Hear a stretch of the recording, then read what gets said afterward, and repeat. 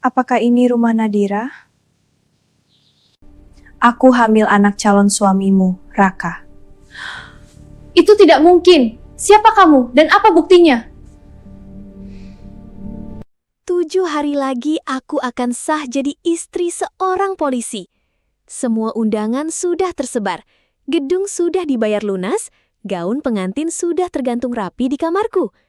Tapi pagi itu, seorang wanita datang ke rumahku dengan wajah pucat, mata sembab, dan perut yang mulai membuncit. Dia tidak menangis, dia tidak marah, dia hanya menatapku lalu berkata pelan, "Aku hamil, dan ayah dari anak ini adalah calon suamimu." Dunia seketika runtuh. Yang lebih menghancurkan bukan hanya pengakuannya, tapi saat aku melihat sesuatu di tangannya. Sebuah bukti yang membuatku sadar. Selama ini, aku bukan satu-satunya wanita dalam hidup pria yang hampir kunikahi. Assalamualaikum. Halo semuanya, apa kabar hari ini? Semoga kalian semua selalu sehat, dijauhkan dari pengkhianatan, dan tidak pernah merasakan hancur karena orang yang paling kalian percaya. Amin. Balik lagi di channel Tante Marsha. Hari ini, aku akan membagikan kisah yang, jujur saja, tidak pernah aku bayangkan akan terjadi dalam hidupku. Sebuah kisah tentang cinta, pengkhianatan, dan rahasia yang terkubur terlalu lama. Tentang bagaimana 7 hari sebelum pernikahan, hidupku runtuh. Bukan hanya karena satu wanita, tapi karena kebenaran yang jauh lebih mengerikan dari itu. Jadi, sebelum kita mulai, jangan lupa like, subscribe, dan tulis di komentar. Kalau kalian tahu calon pasangan kalian menyimpan rahasia besar, kalian akan tetap menikah atau memilih pergi? Namaku Nadira. Dulu, aku percaya kalau cinta yang dijaga dengan kesetiaan akan berakhir bahagia. Dan aku pikir aku sudah menemukannya dalam diri seorang pria bernama Raka. Seorang polisi. Seragamnya membuatnya terlihat gagah. Sikapnya membuatku merasa aman. Dia bukan tipe pria yang banyak bicara, tapi setiap kata yang keluar dari mulutnya selalu terdengar meyakinkan. Aku nggak main-main sama kamu, Nadira. Kalimat itu yang membuatku bertahan, bahkan saat kami pernah hampir putus. Hubungan kami berjalan hampir 2 tahun, dan akhirnya dia melamarku. Aku menangis saat itu, bukan karena sedih, tapi karena merasa hidupku akhirnya lengkap. Semua sudah siap, gaun pengantin sudah selesai, make up artis sudah dibook, gedung sudah dibayar. Ibuku bahkan setiap hari tersenyum. Bapak kamu pasti bangga lihat kamu sekarang. Aku hanya bisa menahan air mata. Aku pikir ini adalah awal hidup baru yang indah. Tapi ternyata ini adalah awal dari kehancuran. Pagi itu, pukul 9:12, aku masih ingat karena jam di dinding ruang tamu tepat menunjukkan angka itu. Tok, tok, tok. Aku membuka pintu dan seorang wanita berdiri di sana.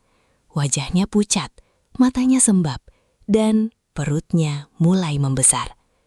"Ini rumah Nadira?" tanyanya. "Iya, saya sendiri." Dia menarik napas panjang, lalu berkata, "Aku hamil, dan ayahnya Raka." Dunia langsung sunyi, seolah semua suara hilang. Dia tidak banyak bicara, langsung mengeluarkan tespek, foto, chat WhatsApp. Aku membaca satu persatu. Chat dari Raka. "Jangan khawatir, aku akan tanggung jawab. Kita tunggu waktu yang tepat." Tanganku gemetar. "Sejak kapan?" tanyaku. "Hampir 1 tahun. Aku langsung tertawa kecil. Sakit, tapi aku tidak tahu harus bagaimana lagi. Saat aku hampir percaya, aku melihat sesuatu yang aneh. Di salah satu foto hotel, ada tanggal. Foto itu diambil saat Raka bilang dia sedang tugas luar kota, dan video call denganku hampir semalaman. Aku langsung menatap wanita itu. "Kalau kamu sama dia malam itu, lalu siapa yang video call aku?" Wanita itu terdiam. Wajahnya berubah. Dia akhirnya duduk, menangis, lalu berkata, "Aku juga nggak tahu. Aku cuma disuruh datang ke sini." Dadaku langsung berdebar kencang. "Apa maksud kamu? Dia gemetar. Ada yang bayar aku untuk mengaku hamil dan bilang anak ini anak Raka. Aku membeku. Apa? Dia menangis lebih keras. Aku memang hamil, tapi bukan anak Raka. Aku dikasih uang sama seorang wanita. Dia bilang kalau aku berhasil bikin pernikahan kalian batal, aku akan dibayar lebih banyak. Tanganku mulai dingin. Siapa? Wanita itu mengeluarkan HP, menunjukkan foto. Dan saat aku melihatnya, jantungku seperti berhenti berdetak. Itu adalah sepupuku sendiri, Dina. Dina, orang yang selama ini selalu ada di setiap proses pernikahanku. Dia yang bantu pilih dekorasi. Dia yang ikut fitting gaun. Dia yang selalu bilang, "Gue seneng banget lihat lo bahagia, Nat." Ternyata, dia adalah orang yang berusaha menghancurkan semuanya. Tapi itu belum selesai.